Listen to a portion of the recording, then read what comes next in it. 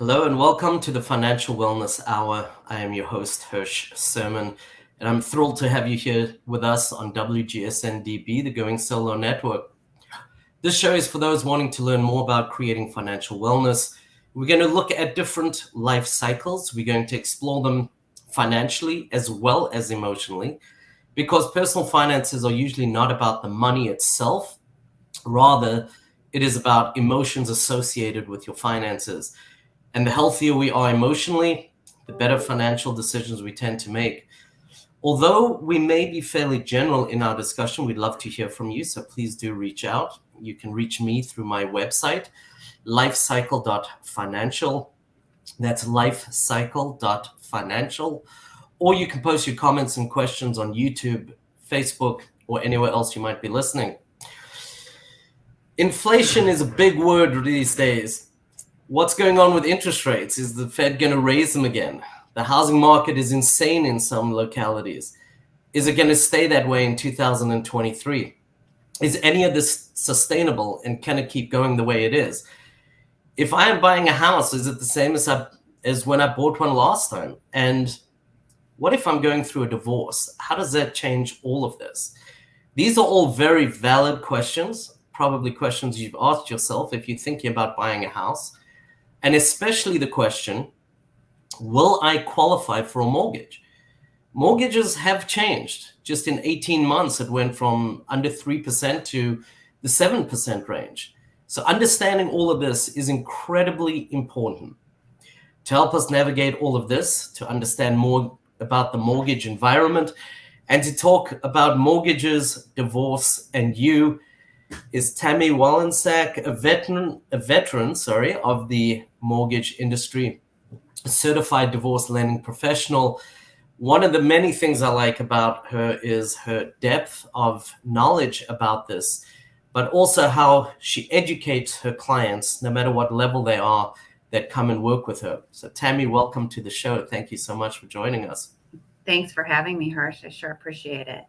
I am going to ask just that people understand. It's easy for me to say you're a veteran, that you've got these certifications, all the rest. Can you talk just a little bit about your background so people really understand the passion and really that depth of how long it comes from?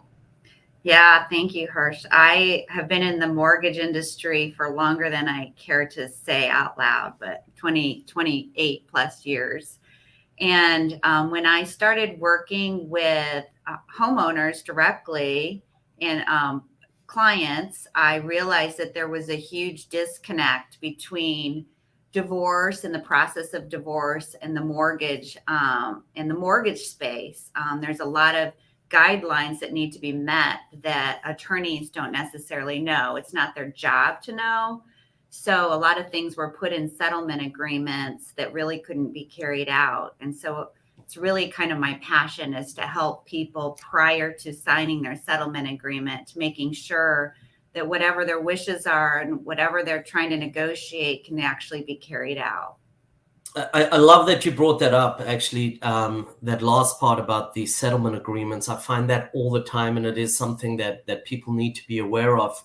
And it is possible to have that settlement agreement before you sign it reviewed by someone like Tami, by myself, who are much more familiar with the financial side of things, to make sure that it does make sense and it can happen the way that it's written, because it doesn't always happen that way, unfortunately. Right. It's the devil is in the details. It's Absolutely. really a lot of times the language in the settlement agreement that's critical, especially to carry out a mortgage. 100%. You know, I think also just talking about mortgage or the mortgage industry, I think there are a lot of terms that people maybe misuse or use them incorrectly. For example, they throw out mortgage and deed and title. Sometimes it's the same thing. Can you briefly tell us what exactly is a mortgage? Yeah, so like a mortgage really ties the real estate to the obligation to repay the money. So that's what a mortgage says. A deed is your ownership interest in the home. And then there's a third document that's a note. And the note is kind of like your IOU to the lender to repay. So those items are thrown around a lot, but it's really important that a mortgage professional kind of reviews those items and makes sure that you're set up appropriately to carry out whatever the transaction is, if it's on the marital home. Right. And, in addition to terms, sometimes there are different documents required by different states, and different states have different laws related, especially when it comes to divorce or in general. So being educated, working with somebody, I think is very, very important.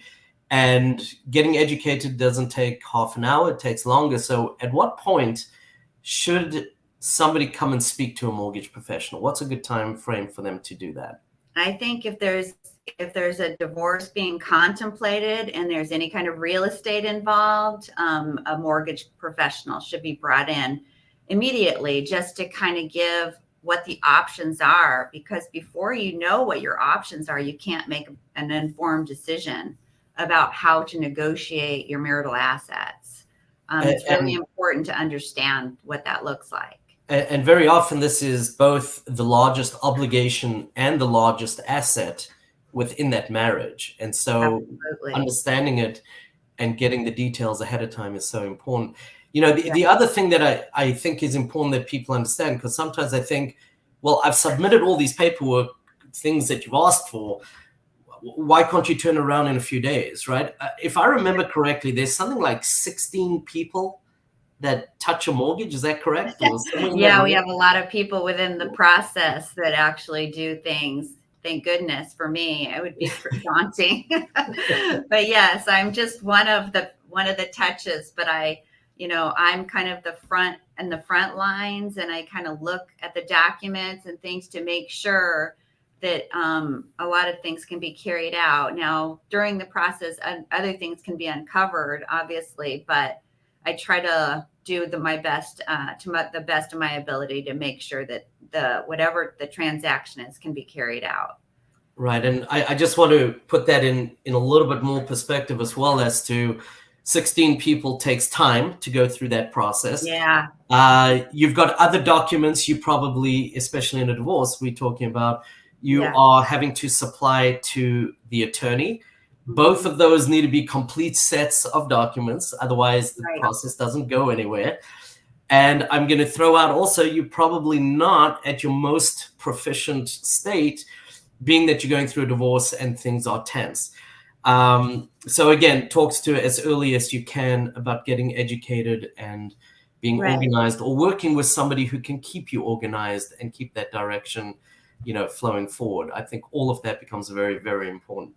Right. I do what's called a divorce mortgage plan, and I collect a lot of the documentation that even if you haven't hired any representation, that you'll actually need to submit through your discovery process anyway. So it's kind of it's kind of going to be done one way or the other. So by collecting it and kind of giving a lot of the documents to me to review, you've kind of done half the job. And that's great as well, because I think sometimes people are not always sure what is being asked for, and having somebody to review it that can say, well, we need this and this still, you missed those, or, something like that, and not have it in a state of $500 an hour. Becomes incredibly helpful. That's very true. I have people all the time that send me partial documents. They'll take a picture of like one page. When I ask for a tax return, I'll get, the front page. I'm like, well, I need the whole tax return and all the schedules and everything to really have a full understanding of what your income situation looks like. It's interesting you say that, actually, because I just want to point this out, how important it is. I actually literally just did an amendment for somebody yesterday, and they work in one state and they live in another state. There's no reciprocity. So they have 2 state returns. They have their federal return. And I would estimate their package was about 86 documents. So sending page 1 and 2 of your 1040 is really not telling the story that's needed. And that's going to hold up the process significantly. Right. There's a lot of schedules behind those 2 pages that need to come into play to actually do a full review of your income. in your I kind of tell people it's your summary, the 1040, those 2 pages, kind of your summary of all the activity that goes on, and they need to see all the activity. They're not seeing the depth of what they need, obviously, from that perspective. Yeah. So, yeah. And we can help them, kind of guide them if they don't have access to it. A lot of times we do request it from their CPA, just right. because you keep those documents for a long time, I assume, Hirsch, right? Like, Yes, I think I have probably about 9 or 10 years worth at least of my clients, if not Right, more. right. So then they can just directly send them to their mortgage lender or, even their attorney if they need to, from their accountant. So that's sometimes I can just guide them into where to find those. If they're going through a divorce, sometimes they weren't the CFO of the family, they didn't really do a lot of the financial parts of their, understand where all the documents were, how to get them. Right. So I can help guide them through that too, and how to have access to those documents. All very, very important. And again, that for you to move forward, everything needs to be in place and complete. And that's something I think sometimes people are not always aware. They think it's complete because they sent something. As you said, it's only partial, and the process can't move forward until everything is collected and gathered, really. So very, very important in many ways. Yeah. So what if everything's complete? You've got everything. Yeah. I have a mortgage rate that's a low mortgage rate. Can I keep this mortgage, assume it, kind of kick my spouse off, remove them from the mortgage? How does Big that topic these days. Big topic these days. I think I get it I like bet. daily. I Everybody bet. wants to keep their 3% mortgage, don't they? And unfortunately, there's very few loan types that can be assumed. And there are usually government loans, FHA, VA, USDA. Sometimes can be assumed. It is in the language within the loan documents that would dictate whether or not it's an assumable loan. But more than likely, it cannot be. And even through the assumption process, that person still has to qualify. So they still have to be able to stand on their own and be able to afford the payment in the mortgage, in the guidelines Right. of the mortgage lender. So it's not that easy. You really more than likely are going to have to refinance that home and get a whole new mortgage.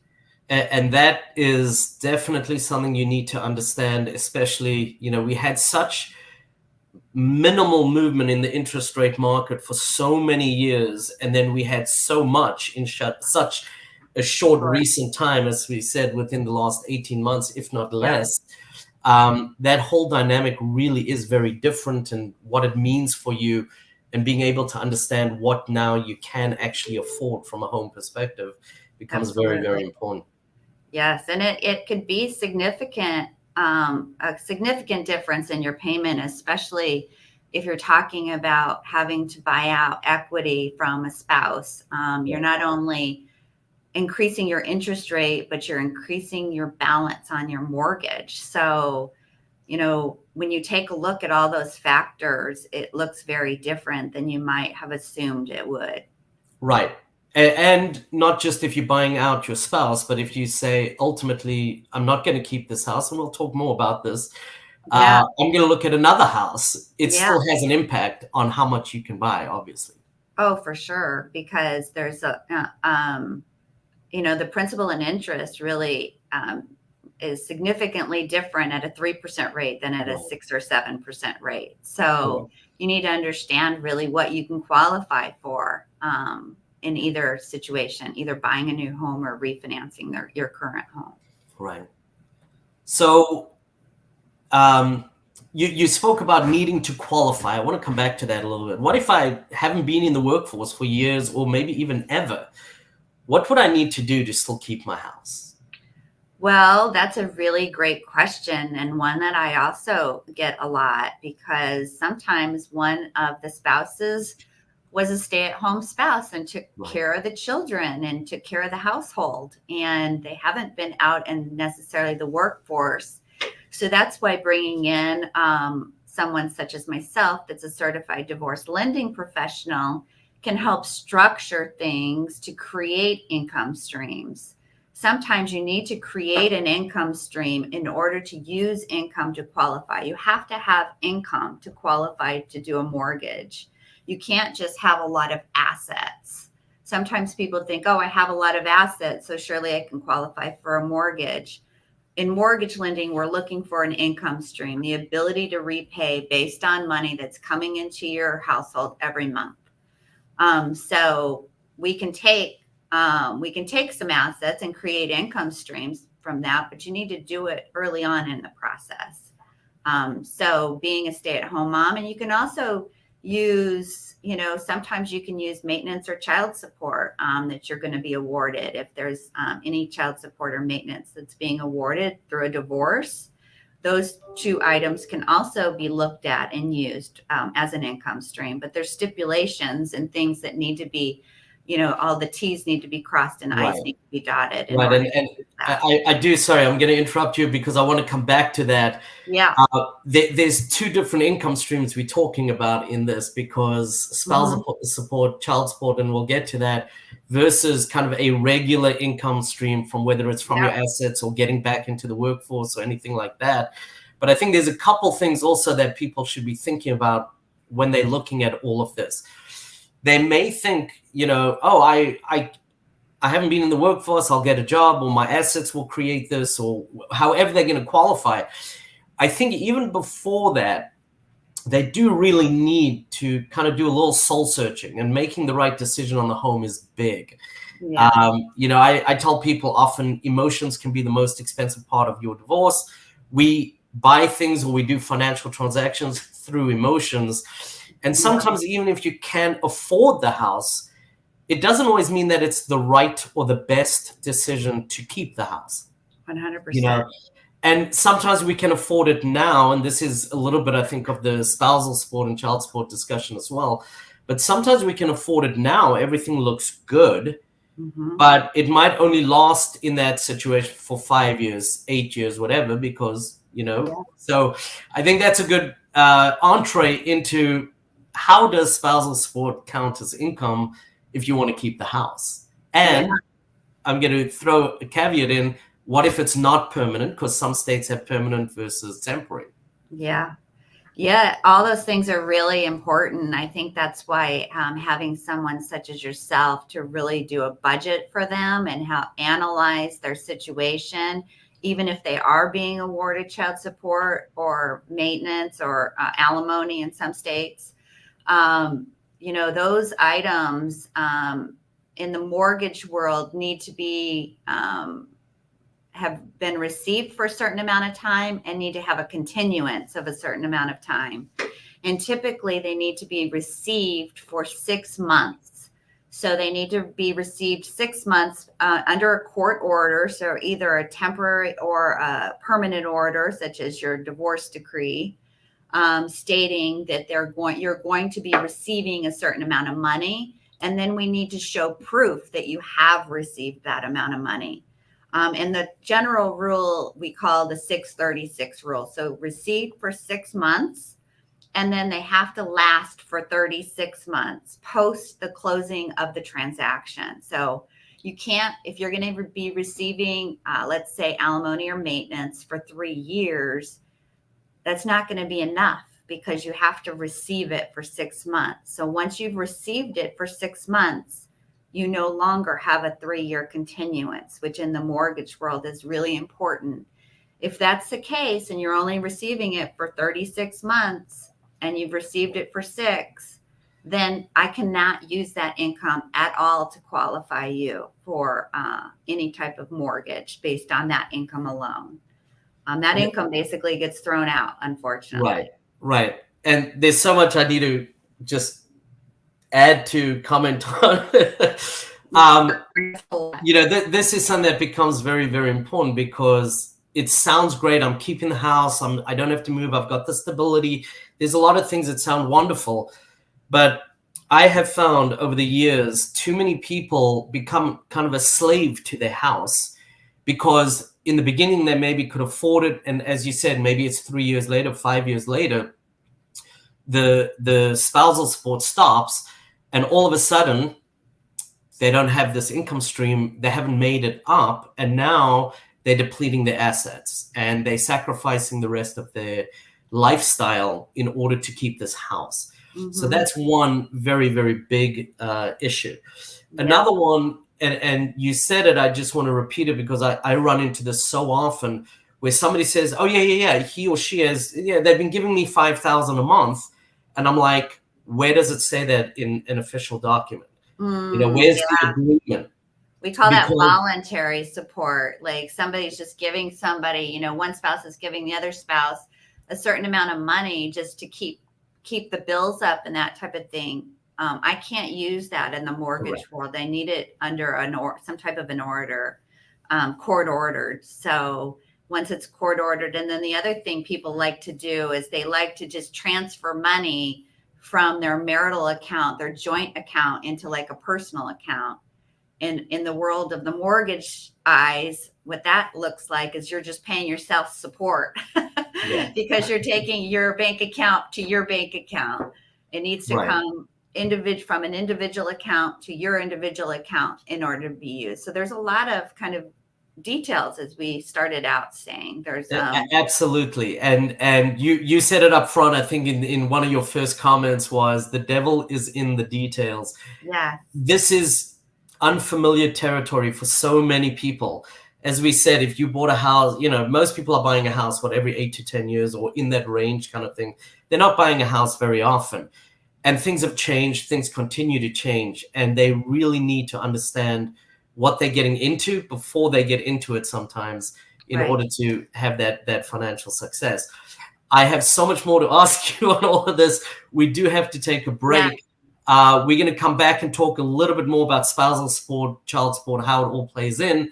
But before we do, can you tell us, and I'm going to ask you to kind of say it out, how can people get in touch with you? I know it's on the screen, but for those listening in the podcast, how can they get in touch with you? So easily, if you can remember, takeorleavethehouse.com. There's my calendar on there, my phone number, everything. Takeorleavethehouse.com. And it's a great website with a lot of other things outside of just being able to get a hold of Tami. And please stay tuned. We will be right back in about 2 minutes.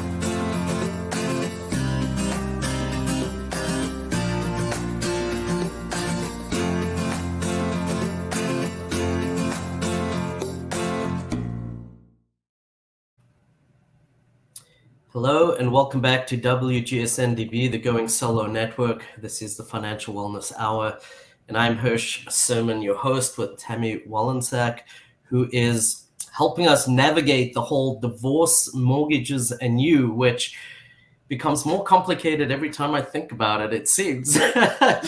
One of the things I do like to do, and we've covered a lot of areas on this, is just to repeat a little bit of what we've spoken about to remind people, because I do think there is quite a lot that's been going on.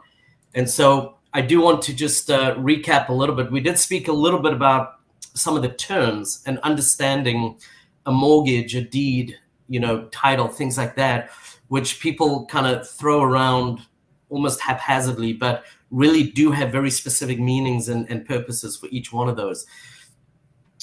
When to engage a professional, a mortgage professional, I think with most of your professionals, but especially with the mortgage professional, because it does take a while to go through the process, the earlier the better. Get yourself educated, understand the environment you're in, understand your situation, and be able to understand what you really and truly can afford, not what you want to afford. Sometimes two very different things, unfortunately. Understand a little bit about your state and the rules around your state, because they do differ. Tami can help you, I believe, in like 46 different states or something. Is that right, Tami? That's correct, yeah. So please do get educated. Everybody knows who's listened to the show that I'm a huge advocate for that. We spoke a little bit about, unfortunately, the minimal, or I should say the few options of mortgages that allow you to assume that mortgage. If you've never worked or have been out of the workforce for a long time, how does that play in? That led into also the beginning of our discussion anyway on spousal support. And I liked the terminology. I think that it's very important people think about it or understand it, that 636, that you've had 6 consecutive months of payments. And once correct me if I'm wrong, but this is my understanding, once the settlement agreement, dissolution agreement, different states call it different things, once that dissolution agreement has been signed, there needs to be 36-month minimum from that point of spousal support, correct? That's correct. Okay, so we did speak a little bit, obviously, how permanent versus temporary support would play in. The one thing I wanted to come back to is there is different kinds of support. There's spousal support, there's child support. Mm-hmm. How do those play in? Are they the same? Are they considered the same, should I say? Or are they treated differently as kind of two different kinds of income? That's a very good question. They are treated differently. And the way child support would differ is we would look at the ages of the children. A lot of times child support is only awarded to the spouse up until the time the child is 18.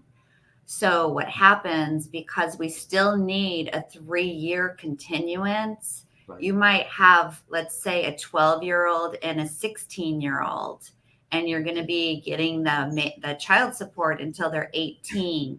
Well, 16-year-old is only going to get it for 2 more years. And so what happens in that case, when in underwriting situation, the underwriter doesn't really know past the 16-year-old becoming 18 how much you're still going to be receiving for the 12-year-old. So we just cut it in half. I mean, that could a lot of times really be a detriment to you, because it's not right, spelled out in the settlement how much each child is getting. It's just kind of lumped together. I see that all the time, where you're getting one number for 2 children and it doesn't really spell out, well, what happens once the child does become 18. So that's really another detail that's really kind of overlooked. Right. Very, very important. The other thing is, this again comes to, you alluded to it, most states are child support to 18. There are a couple that are different. There's 19 and 21. New York, for example, I think is the oldest of them, is at 21. That will play in differently depending on what state you're in again. So yes, understanding your states becomes very, very important when it comes to all of this. So we're talking about a lot of documentation. We're talking about being able to be give complete documentation. Do they expire, the documents? And what I mean by expire, like, I can't drag this out for a year kind of thing, right? Right. Well, I collect a lot of documents up front just to try to do a lot of analyzing and do the divorce mortgage planning. Right. But then once the transaction needs to happen, if there is a transaction, then we would need updated documents, especially if there's pay stubs or that type of thing. If another year has gone by and you've collected another W-2, right, then I would need an updated documentation. But that's something that just happens during the mortgage process itself once the transaction is started. Yeah, and there's certain documents, you mentioned a W-2 as an example. It depends when you ask for that, how recent it is, right? Because that comes every 12 months. So right now, you probably haven't received one for 10 or 11 months, as opposed to if this was happening in February. So the timing of the year can play in as well with some of these things as to how recent or how fresh that document might be. And the credit report as well. When I typically run a credit report so you can have a really good full picture of what's on your credit. A lot of times people don't even know what's on their credit or what their credit scores look like. I think we're a lot more educated than we used to be about that.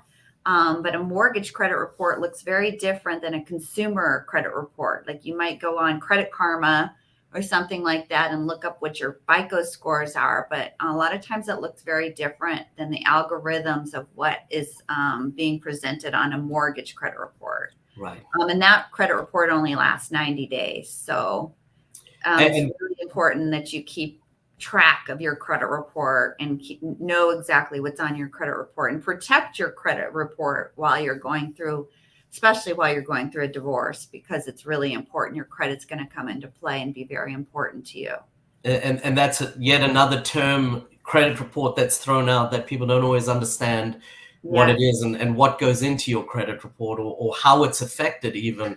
Don't take a $10,000 vacation and then say, oh, let's apply because now you've got $10,000 more debt on your name. Yes. You want to pay that off before you kind of run that credit report. One thing that I'm seeing a lot of is, I think it's Amazon or one of these things where you can buy something and make 4 payments on that one item. And it's called a firm, I want to say. And that shows up on your credit report as a payment. So don't think just because you're going to buy that $1,000 item and pay it in 4 payments, that now comes out to a $250 payment per month and is reported on your credit report. Yeah. No, there's a lot to consider with that. Mm-hmm. So I think the one complication for some people is I'm self-employed. I don't have a W-2, or it's, not quite the regular paycheck that people get. How does that play into getting a mortgage? Yeah, that's really, really important because being self-employed, you get a lot of benefits by being self-employed, and you're able to write off a lot of things that you wouldn't normally if you're a W-2 employed person. And that's a lot of the benefits of being self-employed. And if you have a great CPA that helps you reduce your taxable income, right? That's their job, is to make sure that you're taking advantage of all the benefits of being self-employed. But what that does is it reduces your taxable income.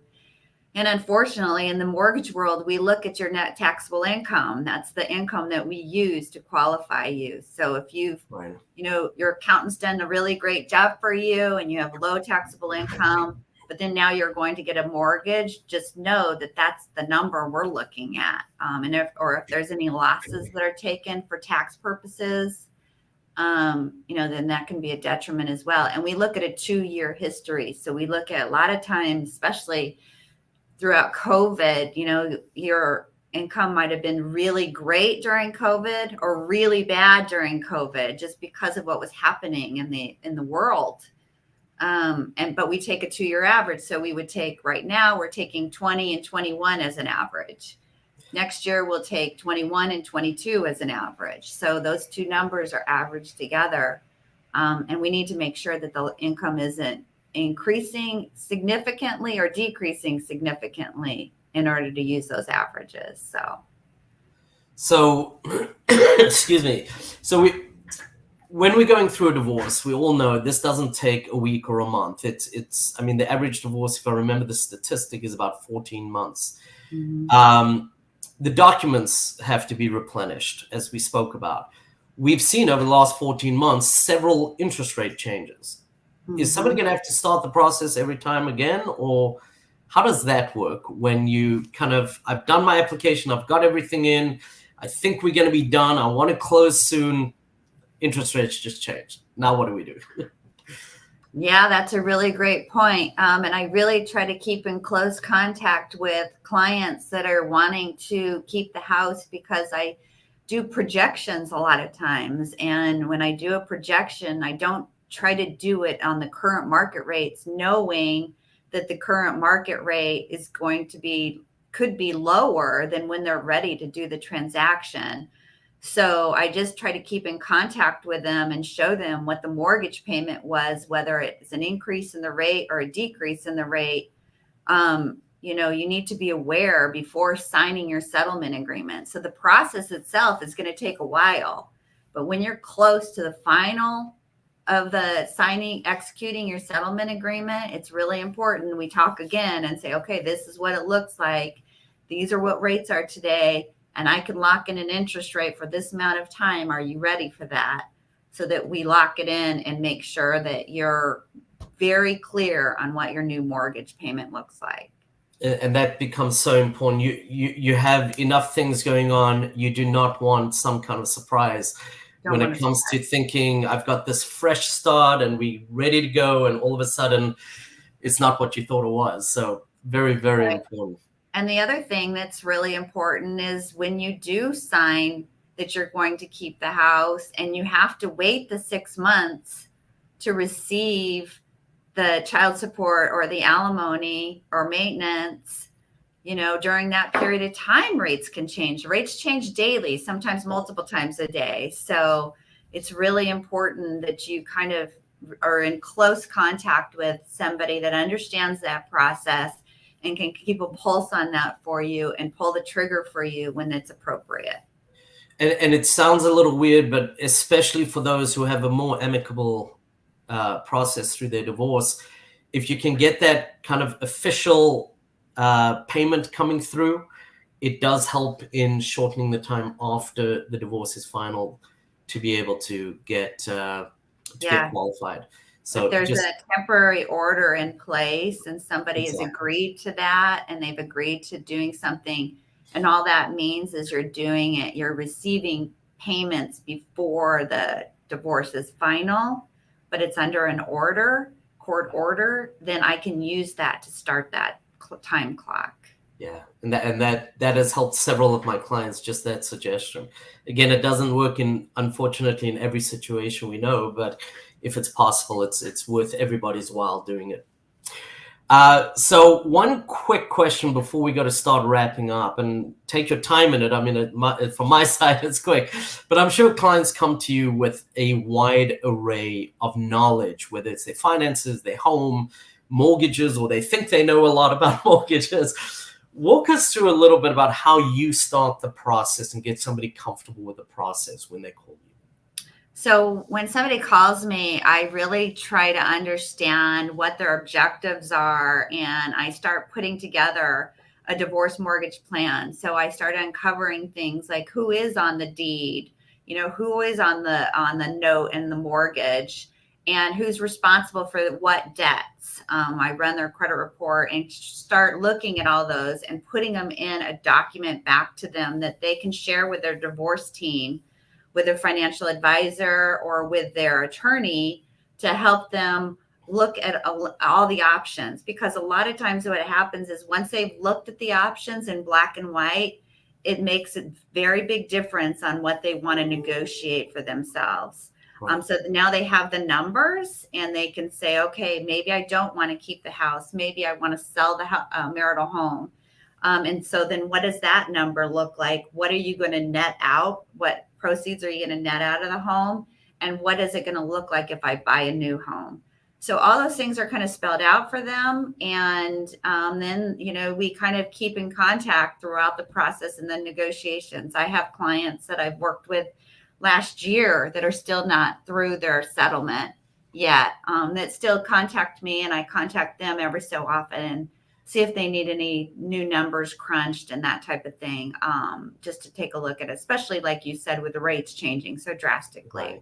And I just want to throw another thought out there for people to think about is I don't want to say often, but often enough have people come to me and say, well, I want to keep the house till, Joey graduates high school in 3 years, and then I will sell it, and there's a very big discussion around that, because just thinking about the cost to refinance, then the cost to sell, which may now fall 100% on you as opposed to splitting that with your spouse, then getting a new mortgage for the new place, it can become a very costly endeavor sometimes for people.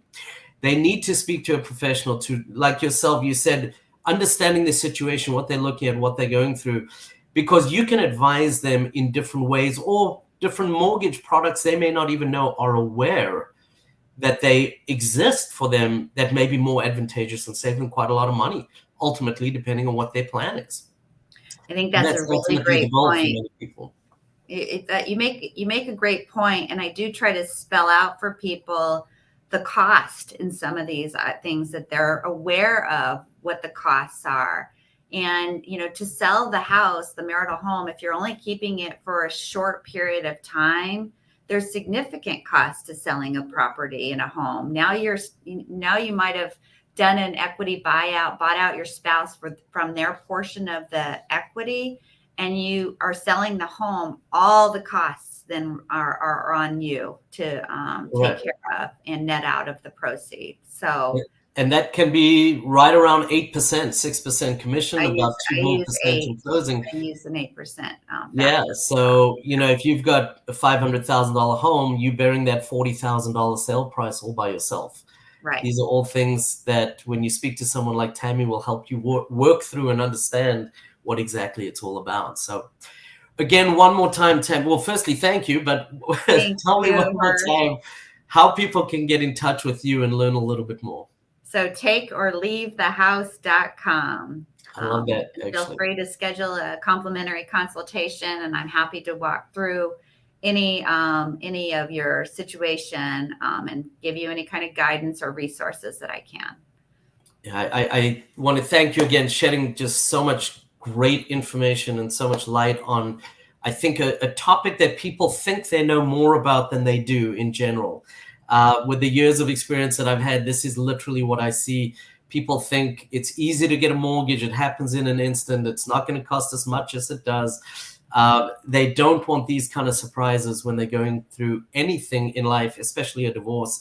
So I do encourage everybody, please reach out to Tami. She has a wealth of information. Takeorleavethehouse.com is the easiest way to get in touch with her. I am Hirsch Serman, your host for the Financial Wellness Hour. Please reach out to me through my website, lifecycle.financial. That's lifecycle.financial. Please reach out with questions for myself or for Tami, our guest today. Thank you, Cece Schatz, my producer, for everything that she does to make this happen and just make it easy to have a nice conversation and bring this information to light. I look forward to everybody joining me in 2 weeks on my next show. Thank you so much. Be well.